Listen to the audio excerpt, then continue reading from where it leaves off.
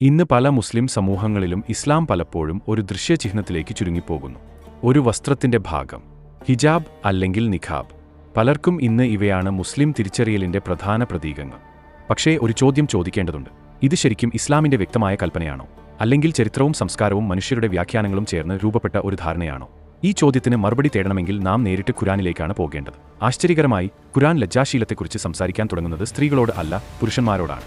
സൂറത്ത് അന്നൂർ 24 ഖുർആൻ പറയുന്നു, വിശ്വാസികളായ പുരുഷന്മാരോട് പറയുക, അവർ അവരുടെ ദൃഷ്ടി താഴ്ത്തുകയും അവരുടെ ലജ്ജാശീലം കാത്തുസൂക്ഷിക്കുകയും ചെയ്യട്ടെ.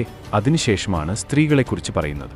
അടുത്ത ആയത്ത് 24:31 വിശ്വാസികളായ സ്ത്രീകളോട് അവരുടെ ലജ്ജാശീലം കാത്തുസൂക്ഷിക്കാനും അവരുടെ ഖിമാർ വക്ഷസിൻ മീതെ വലിച്ചിടാനും പറയുന്നു. ഖിമാർ എന്നത് അന്നത്തെ അറബ് സ്ത്രീകൾ തലയിൽ ധരിച്ചിരുന്നു ഒരു തുണിയെയാണ് സൂചിപ്പിക്കുന്നത്. ഇസ്ലാമിനു മുമ്പ് പല സ്ത്രീകളും ഈ തുണി തലയിൽ ധരിച്ചിരുന്നെങ്കിലും വക്ഷസ് ഭാഗം തുറന്നുകിടക്കാറുണ്ടായിരുന്നു. അതിനാലാണ് ഖുർആൻ ആ തുണി വക്ഷസിൻ മീതെ വലിച്ചിടാൻ പറഞ്ഞത്. ഇവിടെ പ്രധാനമായത് ലജ്ജാശീലമാണ്, ഒരു സ്ഥിരമായ വസ്ത്രരീതിയല്ല. മറ്റൊരു പ്രധാന ആയത്ത് സൂറത്ത് അഹ്സാബ് 33:59 കാണാം. നബി, നിങ്ങളുടെ ഭാര്യമാരോടും പുത്രിമാരോടും വിശ്വാസികളായ സ്ത്രീകളോടും പറയുക, അവർ അവരുടെ പുറംവസ്ത്രം തങ്ങളിലേക്ക് വലിച്ചിടട്ടെ, അതുവഴി അവർ തിരിച്ചറിയപ്പെടുകയും ഉപദ്രവിക്കപ്പെടാതിരിക്കുകയും ചെയ്യാൻ. ഇവിടെ കാരണമെന്തെന്ന് ഖുർആൻ തന്നെ പറയുന്നു.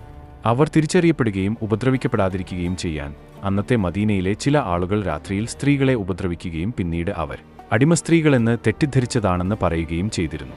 അത് തടയാനായിരുന്നു ഈ നിർദ്ദേശം. പ്രധാനമായി ശ്രദ്ധിക്കേണ്ടത്, ഖുർആൻ എവിടെയും മുഖം മൂടണമെന്നൊരു വ്യക്തമായ കൽപ്പന നൽകുന്നില്ല എന്നതാണ്. ചിലർ അബൂബക്രിന്റെ മകളായ അസ്മയെക്കുറിച്ചുള്ള ഒരു ഹദീസ് ഉദ്ധരിക്കാറുണ്ട്. അതിൽ പറയുന്നത്, ഒരു സ്ത്രീ പ്രായപൂർത്തിയാകുമ്പോൾ മുഖവും കൈകളും ഒഴികെ മറ്റൊന്നും കാണാൻ പാടില്ല എന്നാണ്. ഈ ഹദീസ് സുനൻ അബൂ ദാവൂദിൽ കാണാം. എന്നാൽ ഇതിന്റെ പരമ്പരയെക്കുറിച്ച് പണ്ഡിതന്മാർ തമ്മിൽ ചർച്ചയുണ്ട്. കാരണം ഇതിലെ ഒരു നരേറ്റർ അസ്മയെ നേരിട്ട് കണ്ടിട്ടില്ലായിരിക്കാം. അതിനാൽ ചില പണ്ഡിതന്മാർ ഈ ഹദീസിനെ ദുർബലമെന്ന് വിലയിരുത്തിയിട്ടുണ്ട്. ഇതിലൂടെ ഒരു കാര്യം വ്യക്തമാകുന്നു, ഇസ്ലാമിക പണ്ഡിതന്മാർക്കിടയിൽ പോലും ഈ വിഷയത്തിൽ വ്യത്യസ്ത അഭിപ്രായങ്ങൾ ഉണ്ടായിട്ടുണ്ട്. ചിലർ മുഖവും കൈകളും തുറന്നിരിക്കാമെന്ന് പറഞ്ഞു, മറ്റു ചിലർ കൂടുതൽ മൂടൽ ശുപാർശ ചെയ്തു. ഇബ്ന് തൈമിയ്യ പോലുള്ള വലിയ പണ്ഡിതന്മാർ പോലും ഈ വ്യത്യാസങ്ങളെ അംഗീകരിച്ചിട്ടുണ്ട്. ആധുനിക കാലത്ത് ചില പണ്ഡിതന്മാർ ഈ വിഷയത്തെ വീണ്ടും ആലോചിച്ചിട്ടുണ്ട്. ജാവേദ് അഹ്മദ് ഗാമിദി പറയുന്നത്, ഖുർആൻ ഒരു പ്രത്യേക വസ്ത്രരീതിയെ നിർബന്ധമാക്കുന്നില്ല, മറിച്ച് ലജ്ജാശീലത്തിന്റെ തത്വം സ്ഥാപിക്കുകയാണ് എന്നാണ്. മൗലാന വഹീദുദ്ദീൻ ഖാൻ പറഞ്ഞത്, ലജ്ജാശീലം ആദ്യം മനുഷ്യന്റെ സ്വഭാവത്തിൽ പ്രതിഫലിക്കേണ്ട ഗുണമാണെന്നാണ്. ഫസ്ലുർ റഹ്മാൻ അൻസാരിയും ഖുർആൻ ലക്ഷ്യമിട്ടത് ഒരു നൈതിക സമൂഹമാണെന്ന് ഊന്നിപ്പറഞ്ഞിട്ടുണ്ട്. ഇന്നത്തെ ചില പണ്ഡിതന്മാരും ഇതേ കാര്യമാണ് ഓർമ്മിപ്പിക്കുന്നത്. ഹംസ യൂസഫ് പറഞ്ഞത്, യഥാർത്ഥ ലജ്ജാശീലം വെറും പുറംചിഹ്നങ്ങളിൽ അല്ല, മനുഷ്യന്റെ വിനയത്തിലും ഗൗരവത്തിലുമാണ്. ഇസ്ലാമിക ചരിത്രം നോക്കുമ്പോൾ തന്നെ മുസ്ലിം സ്ത്രീകളുടെ മഹത്തായ സംഭാവന ഒരു പ്രത്യേക വസ്ത്രരീതിയാൽ നിർവചിക്കപ്പെട്ടതല്ല.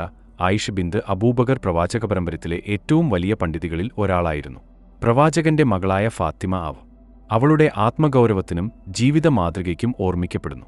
സൈനബ് ബിന്ത് അലി ഇസ്ലാമിക ചരിത്രത്തിലെ ഏറ്റവും പ്രയാസകരമായ സമയത്ത് പോലും സത്യത്തിനായി ധൈര്യത്തോടെ സംസാരിച്ച സ്ത്രീയായിരുന്നു. ഈ സ്ത്രീകളുടെ ജീവിതം നമ്മെ ഓർമ്മിപ്പിക്കുന്നത് ഇതാണ്. ഇസ്ലാം മനുഷ്യന്റെ ബുദ്ധിയെയും സ്വഭാവത്തെയും ധാർമ്മിക ധൈര്യത്തെയും വിലമതിക്കുന്നു.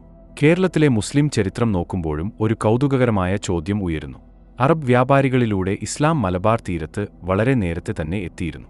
അവിടെ രൂപപ്പെട്ട മുസ്ലിം സമൂഹമാണ് മാപ്പിള മുസ്ലിംകൾ. പഴയ ചിത്രങ്ങളും ഓർമ്മകളും നോക്കുമ്പോൾ കേരളത്തിലെ മുസ്ലിം സ്ത്രീകൾ ലജ്ജാശീലമായി വസ്ത്രം ധരിച്ചിരുന്നുവെങ്കിലും ഇന്നത്തെ രീതിയിൽ നിന്ന് വ്യത്യസ്തമായിരുന്നു. പലരും ഒരു ഷർട്ടും മുണ്ടും ധരിച്ച് തലയിൽ ഒരു തുണി മൂടിയിരുന്നു. ചിലപ്പോൾ അല്പം മുടിയും കാണപ്പെട്ടിരുന്നു. എങ്കിലും അവർ നൂറ്റാണ്ടുകളോളം ഇസ്ലാം അനുഷ്ഠിച്ചവരാണ്. അപ്പോൾ ഒരു ചോദ്യം സ്വാഭാവികമായി ഉയരുന്നു, ഇത്ര നേരത്തെ ഇസ്ലാം എത്തിയ സമൂഹങ്ങളിൽ നിഖാബ് പിന്നീട് എങ്ങനെ വ്യാപകമായി? ചരിത്രം നമ്മോട് പറയുന്നത് ഇതാണ്, വസ്ത്രരീതികൾ പലപ്പോഴും സംസ്കാരത്തിന്റെ സ്വാധീനത്തിൽ മാറുന്നു. പക്ഷേ നിലനിൽക്കുന്നത് ഒരു തത്വമാണ്, ലജ്ജാശീലം. അവസാനം ഖുർആൻ നമ്മെ ഓർമ്മിപ്പിക്കുന്നത് ഇതാണ്, ആദമിന്റെ മക്കളെ, നിങ്ങളുടെ നഗ്നത മറയ്ക്കാനും അലങ്കാരത്തിനുമായി നാം നിങ്ങൾക്ക് വസ്ത്രം നൽകിയിരിക്കുന്നു. എന്നാൽ ധർമ്മത്തിന്റെ വസ്ത്രം, അതാണ് ഏറ്റവും നല്ലത്. ശരിയായ ലജ്ജാശീലം എന്നത് ഇതായിരിക്കാം.